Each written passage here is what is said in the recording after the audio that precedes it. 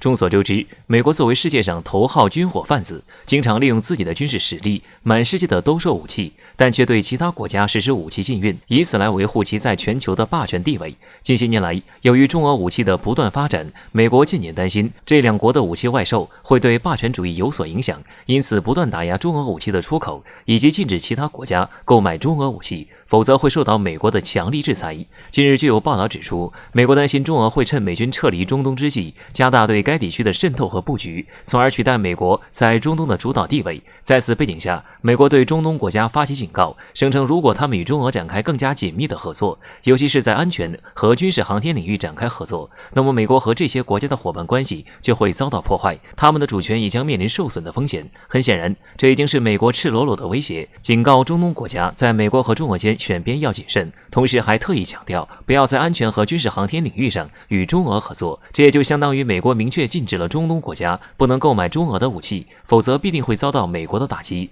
然而，就在美国做出强硬表态之后，非常戏剧性的一幕发生。据美国国会山报近日报道称，五角大楼的一份报告显示，中国大疆的2款无人机已经通过了安全审核，可以批准使用。此前，美国政府还一直以国家安全为由，频繁打压中国大疆无人机，声称中国武器存在安全隐患等问题。现在却突然改口，这无疑是为大疆无人机证明了清白。实际上，有数据显示，早在2018年5月，美国国防部就以所谓的安全隐患为由，禁止美军购买和使用中国无人机。但是在该禁令下达后的1年里，美国海军和空军就分别花费了将近19万美元和5万美元的资金来购买中国大疆无人机。同时，国会山报还指出，这份刚出炉的报告虽然不能证明美军停止了对中国武器的打压，但是它很可能会促使美国政府恢复使用大疆无人机。因此，我们可以说，在面对中国无人机的时候，美国也难逃真香定律。最后更让国人拍手叫好的应该是，美国刚限制中东国家不能购买中俄武器，现在却自己表达出想要使用中国无人机的意愿，这无疑就是典型的美式双标主义。而美国宁愿打自己的脸，也要使用中国无人机，如此响亮的广告，堪称美国送给中国的一份大礼。普京宣布，俄罗斯打算对现代化的战略核力量进行再一次升级，这是确保该国安全的关键因素。俄罗斯总统普京在与国防部领导人和国防工业企业举行的会议上表示了这一点。普京表示，俄罗斯是世界上第一个接收高超音速武器的国家，其中包括独特的阿凡加德洲际导弹和超高音速滑翔战斗部。此外，米格31携带的匕首航空导弹系统已经在战斗任务中进行了160多次飞行。此刻，俄罗斯的远程核打击能力是坚不可摧的。超高音速武器是俄罗斯未来发展的重点，它将赋予俄罗斯穿透美国导弹防御系统的能力。而作为比较，美国虽然上马了多项高超音速武器项目，但目前为止还没有一个项目已经成功。俄罗斯目前核武库依然处于优势地位，未来还会进一步加强。目前，俄罗斯拥有517枚已经部署的洲际弹道导弹，美国拥有651枚，莫斯科拥有1456枚核弹头，美国有1357枚。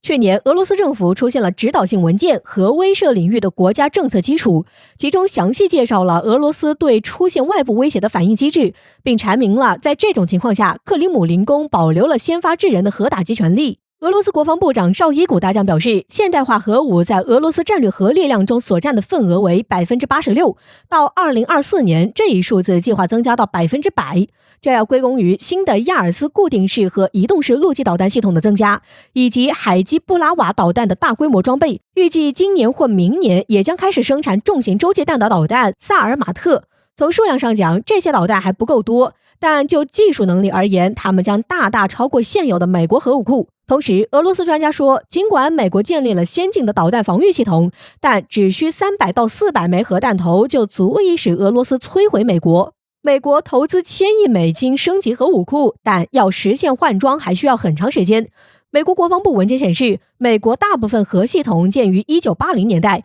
预计将在2025年至2035年间耗尽寿命。五角大楼正在为陆基弹道导弹、远程巡航导弹、哥伦比亚级战略潜艇、3叉戟弹道导弹进行投资，因此奥巴马政府还拨款1000亿美元用于核力量的现代化。特朗普将这一数额增加了1/3。据报道，拜登也会继续投资，但无论是研发新导弹替代老式的民兵洲际导弹，还是开发 B-21轰炸机，又或者建造哥伦比亚级核潜艇取代俄亥俄级，其花费的时间恐怕都要10年起步。按照目前来看，美军在2030年前核打击力量依然会落后于俄罗斯。那么这张赌桌，中国是否又会不会跟牌呢？中国目前固定发射井的 DF-5B 已经陆续达到寿命，也需要导弹更换。而新一代核潜艇也需开发 GL3 型潜射导弹，加上轰20的服役，必然会增加携带核弹头的巡航导弹。中国未必要加入疯狂的核军备竞赛，但核武库的更新换代依然是必要的。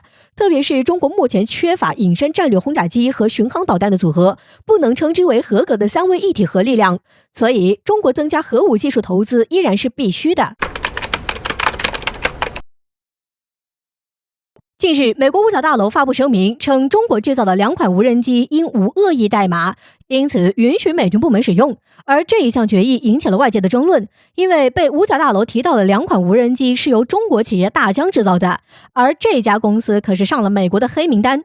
提起大疆无人机，简单来说就是当今世界民用无人机领域绝对的王者。有数据显示，大疆无人机拿下了全球民用无人机市场份额的80%，其智能化、品质高以及性价比高成为大疆无人机的优势。然而我们知道，美国现在在和中国打科技战，不过美国人可不会正面和你较量，而是玩一些手段。近一段时间，只要中国在某个科技领域甩开美国，就极易被美国人针对，而大疆无人机这么猛的势头自然没有逃过。几年前，美国多个国会议员开始宣称中国无人机有后门，中国无人机会窃取机密，中国无人机存在安全漏洞。这和美国打压华为5G 基本是一个套路。除了用谎言来泼脏水，美国人也决定付出实际行动。首先是在2017年，美国陆军率先宣布禁止大疆无人机，随后美国各个部门都纷纷加入禁飞大疆无人机的队伍。去年的时候，在美国国土安全部的压力下，五角大楼宣布停飞美军拥有的500架中国无人机。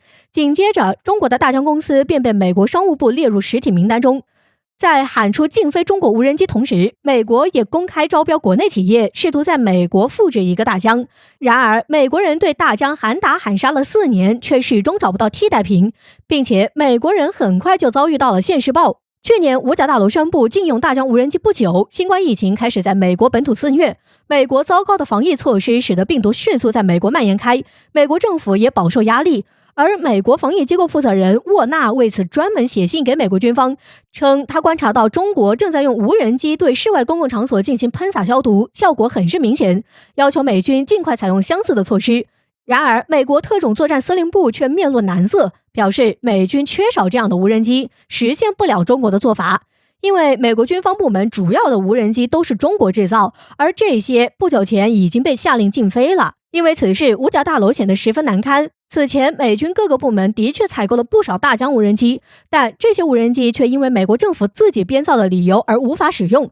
这也给美军造成极大的不方便。从此次五角大楼对大疆无人机部分放行的举动来看，美军似乎达成了一个共识：我们需要中国无人机。一边封杀中国的产品，一边又不得不用中国的产品。如今，大疆无人机可以说是美国对中国态度的一个缩影。美国用自己的双标来定义中国制造，但讽刺的却是他们明明自己都需要中国制造，最终让自己的行为变得自相矛盾。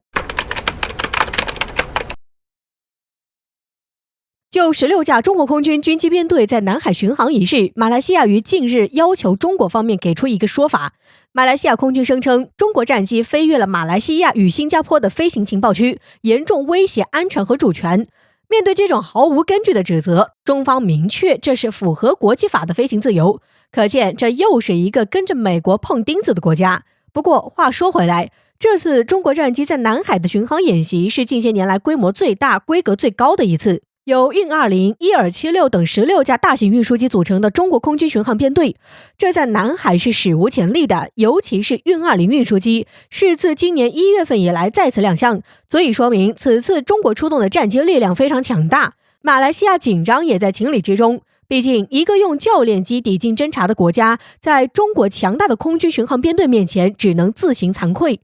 不仅仅是马来西亚，中国此次战机的煽动也引起了外界多方媒体的关注。这些媒体甚至用中国战机煽动翅膀进行报道。中国战机编队在南海巡航，并且一度靠近马来西亚附近的马六甲海峡。在分析看来，战略意义非常大。一方面说明了中国彻底结束了对南海等地区鞭长莫及的窘迫，做到了巡航周边海域的能力；另一方面，中国战机很可能也是在用这种方式向外界释放信号。如今的中国不仅能捍卫马六甲周边海域的航道安全，也能实现轰炸机远距离作战的能力。需要说明的是，这次中国战机巡逻确实是在捍卫自己的安全，但却没有侵犯到任何国家。在国际海域飞行不存在所谓威胁安全和主权这一说法。马来西亚借此要求中国给出说法，无非就是在引发外界舆论给中国施压。可外界也不是傻子，马来西亚对中国战机的此次巡航反应这么大，却对美军在新加坡基地天天飞行一声不吭。如此双标，中国的态度也非常强硬，在符合国际法的情况下飞行怎么了？从这也就可以看出，在捍卫中国领土安全和完整的问题上，解放军一直都是最坚强的后盾，时刻准备重拳出击。如今包括美日在内的多个国家接连闯中国周边海域，导致南海等海域局势日益紧张。中国战机此次也是在向美日等国家发出警告，是时候收手了，否则解放军绝对有能力让中国战机飞到你们头顶上。明确的警告信号，美日等国再也无法装作听不懂的样子了。内部估计已经紧急敲响了丧钟，以中国的态势，很可能将成为下一个俄罗斯。哪怕中国爱好和平，但却也是不惧怕战争的。危险逼近，中国打破和平最后防线也不是没有可能。